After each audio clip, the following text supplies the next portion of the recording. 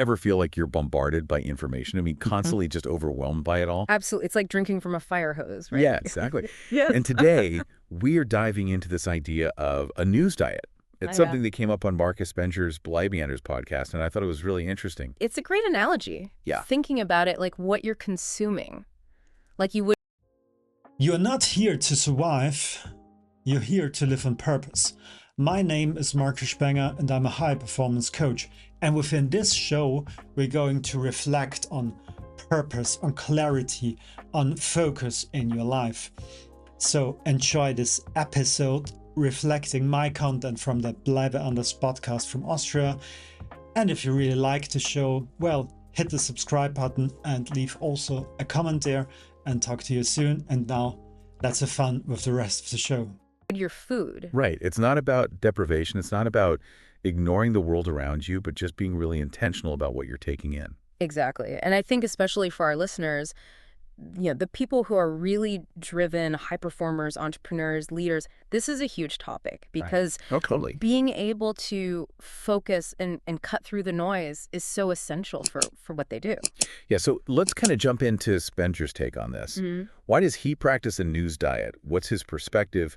And then, more importantly, what can we as listeners take away from this and maybe apply to our own lives?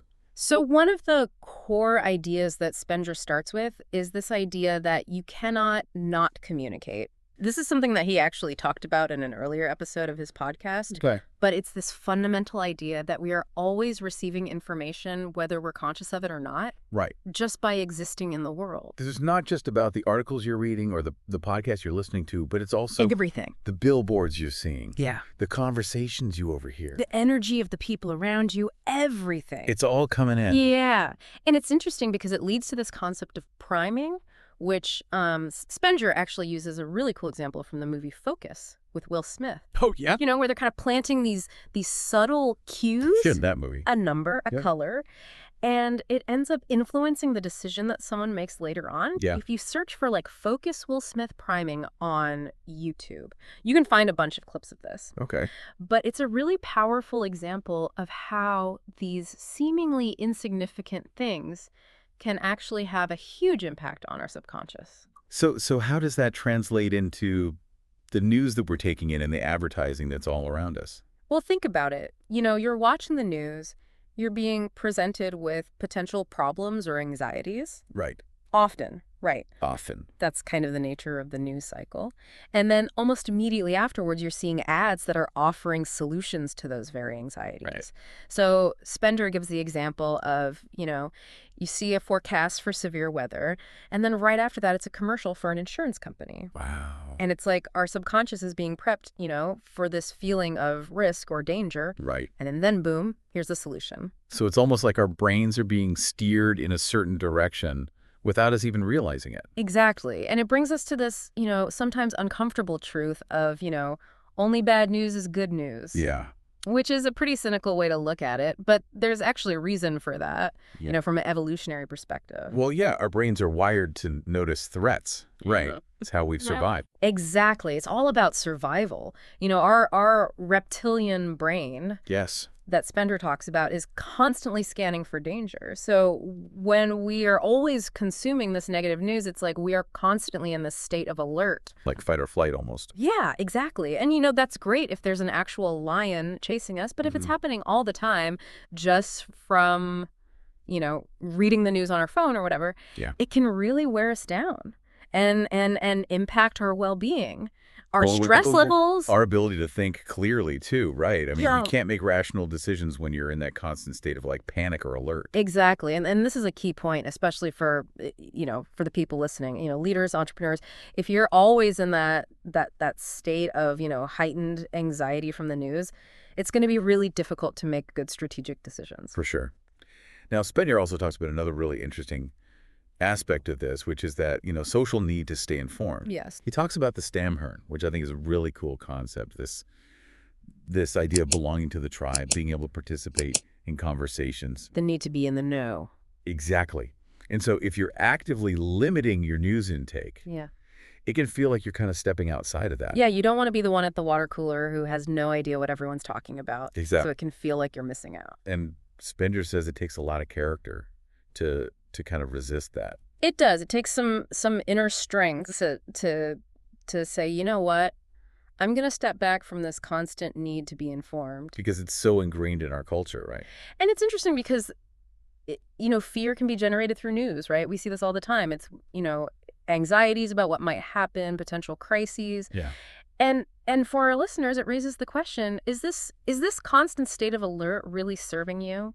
It's a good question, right? Mm-hmm. Like, is it helpful to be thinking about all of the worst case scenarios all the time? Yeah.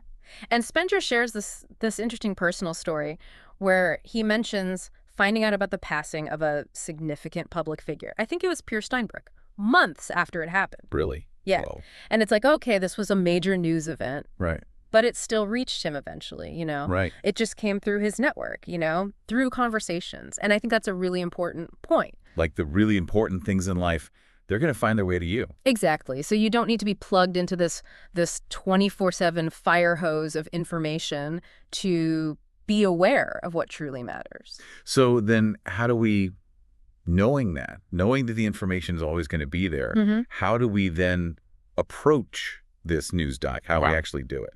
Spender has some really cool practical strategies based on his own life. Yeah. And I think a big emphasis for him is that it's not about complete abstinence. Right. It's about conscious consumption. Right. Really making choices about what you consume, when you consume it, how you consume it. Okay. Like taking back control. So what does that look like in practice? Well, one of the things he talks about is using an RSS reader app called Feedly, which is on his iPad. Okay, for people who maybe aren't familiar, what exactly is an RSS reader? So it's basically an app that allows you to collect articles from all your favorite websites in one place. Oh. So instead of going to each individual website, you can have them all kind of curated in this one feed. Okay. And he uses this to create feeds based on his very specific interests. So things like motorsport, technology, like IT specifically, marketing, finance. So instead of getting the general news, he's really zeroing in on things that are relevant to him. Exactly. And it allows him to have this much more focused and efficient intake of information. Okay. And it gets even better because he can then set up filters within those feeds. So, he mentions a Trump filter, Wow. just as an example, Okay. So it's like this very granular level of control over the information he's seeing. So he's really the one deciding what he's exposed to, not some algorithm or editor. It's about becoming an active curator of your information. I love that. What about social media, though? I mean, that's a huge source of information for so many of us, and it can be, both good and bad. Yeah.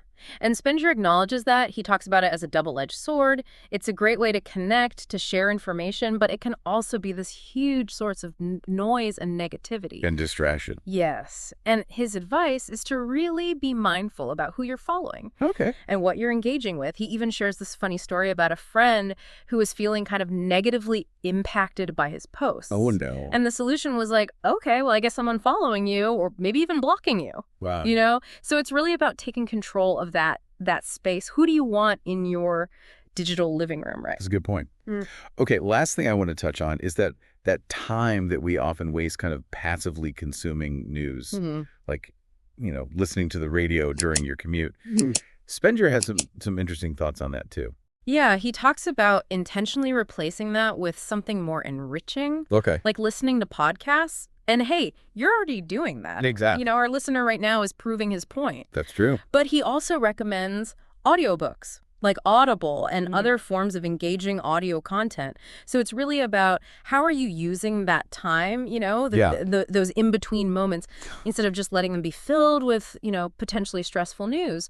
You're choosing something that's going to be more beneficial. Okay, so just to kind of wrap things up, the key takeaways here from Spenger's perspective are, 1, we are always in this flow of information. It's all around us. 2, this priming thing, right? It's powerful. It's happening whether we like it or not. Even if we don't realize it. 3, there's this bias towards the negative in the traditional news. Yeah. And 4, but we can do something about it. We have the power to change that. We can be more intentional about what we consume. So Yeah. we can use tools to filter things. We can curate our social media feeds.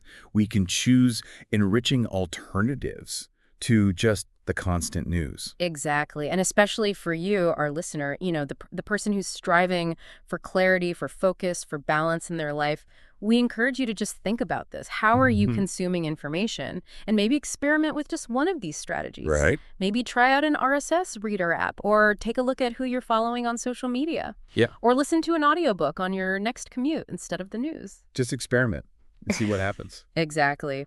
And if you want to dive even deeper into Spenger's perspective, check out his podcast, Bleibe Anders Podcast. You can find more information on his homepage.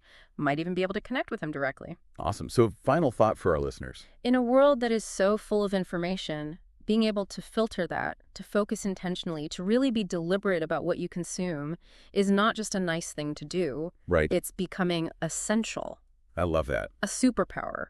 Think about what you could achieve. What new perspectives could you gain? What solutions could you discover? What greater balance could you find just by shaping your information diet? It's a great question to think about. It is. That's it for this week's Deep Dive. See you next time. See you next time. Ready to stop chasing and start living?